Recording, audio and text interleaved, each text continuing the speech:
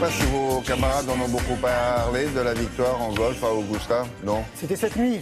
Ah oui, ça s'est terminé cette nuit. On est les avec premiers, le décalage. on est les premiers en tout, William. On est Alors, les premiers c'est en parler. qui Jordan Spieth. Qui c'est celui-là?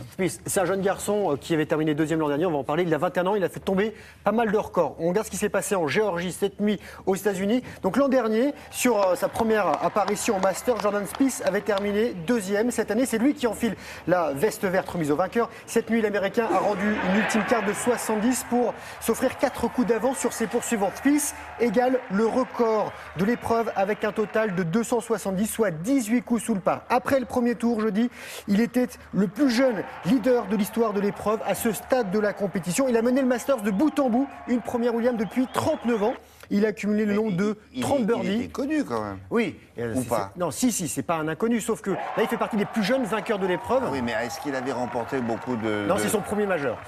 Il a remporté les tournois, c'est son premier majeur. Et il est devant, loin devant McIlroy, qui est le numéro 1 mondial. Et maintenant, il est deuxième, ce jeune Jordan Spieth. Et ça, c'est Tiger Woods qui est tombé au-delà de la 100e place, qui termine 17e. Alors, Tiger Woods, qui est quand même, reste le plus jeune vainqueur du Masters, avec 5 mois de moins que Jordan Spieth. On va rester sur le gazon, William. Fin de la 32e journée de Ligue 1. Marseille a passé une mauvaise soirée à Bordeaux, battu 1-0. But girondin de Yann Béré. Alors l'OM quitte le podium et se retrouve 4e derrière le PSG leader, Lyon 2e, Monaco 3e, Bordeaux est 6e. Il faut savoir que les Marseillais sont incapables de gagner en terre bordelaise depuis 37 ans. Voilà pour le golf et le foot. Vous avez vu, peu de foot, beaucoup de golf. Pas mal. Non mais ça change. Non mais je voulais savoir qui était ce jeune homme. Jordan Spieth. S'il avait non, il avait remporté... quand même terminé deuxième l'an dernier. Donc non. C'est pas mal. Voilà. Et là, mais si entre il était quatrième. Sa victoire de l'an dernier et sa victoire de cette tournois, année, mais, s'il mais avait... pas de majeur. Et ben voilà, il s'était pas fait remarquer. Non. Pas en tout cas au niveau qui est international. Voilà. Bon, qu'est-ce qu'on a d'autre? On a du handball avec des clubs français, hommes et femmes, qui se débrouillent très bien sur la scène européenne, William. On va commencer par les joueurs du PSG handball bien sûr, et qui sont en bleu, menés tout au long du match face aux Hongrois de Veszprém, qui ont miraculeusement décroché le nul, 24 partout à la toute dernière seconde en quart de finale aller de Ligue des Champions. Dernier but de Lucas Ballot. Dimanche prochain, Paris devra réussir un exploit pour atteindre le Final Four qui se déroulera fin mai. Les handballeuses de Fleury-les-Aubrais, donc dans le Loiret. Fleury-les-Aubrais ? Fleury-les-Aubrais, si, elles sont en blanc. Elles se sont qualifiées pour la finale de la Coupe de la Coupe en battant les Autrichiennes de Niederösterreich 32-22. Les Fleurissoises, comme on dit, leaders du championnat de France, à l'issue de la saison régulière, affronteront des Danoises. Ce sont les pavés du Paris-Roubaix, les pavés et un TGV, William, à 87 km de l'arrivée. De nombreux coureurs ont forcé le passage à niveau. Le drame a été évité de justesse.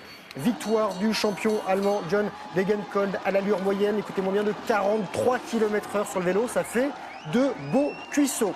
Et le tennis français, William, qui pleure, l'un de ses plus grands ambassadeurs, Patrice Dominguez, est décédé hier à l'âge de 65 ans des suites d'une longue maladie. Il a été numéro 1 français, capitaine de l'équipe de France de Coupe Davis, directeur technique national de la Fédération française, organisateur de tournois, journaliste, consultant.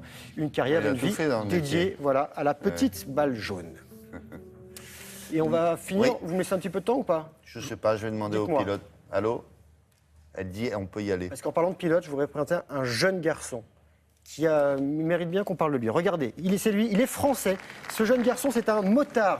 Et je vous présente le talentueux Fabio Quartararo. Il est niçois, il a 15 ans seulement. Il participait à sa deuxième course sur le circuit d'Austin, Texas, Grand Prix des Amériques. Et il monte sur la deuxième marche du podium. Il a le droit, il est junior? Non, dans cette catégorie-là, il a le droit. On a le droit de courir. C'est des motos qui font un peu moins de 250 cm3. En fait, à chaque catégorie, son âge. On va enlever le capot, on garde les chevaux. Grand Prix du Sceau, Hermès, sous la verrière du Grand Palais à Paris. Cadre grandiose et victoire d'un ex-français naturalisé suisse il y a 3 ans, Romain Duguay, sur sa jument Corrida des Trairos. Il a réalisé un sans faute. Le meilleur français, Philippe Rosier, lui, termine 6e. Et enfin, le marathon de Paris, 39e édition, 54 000 inscrits, 41 341 coureurs qui ont participé. Bravo à tous. Le vainqueur, lui, c'est Korir, Marc Korir, le Kényan, qui a donc parcouru les 42 km 195 en 2 h 5 minutes 49 secondes. Chez les dames, victoire l'Éthiopienne Menjitsu en 2 h 29. Alors, juste le temps du garçon, du vainqueur, ça fait quand même du 20 km/h.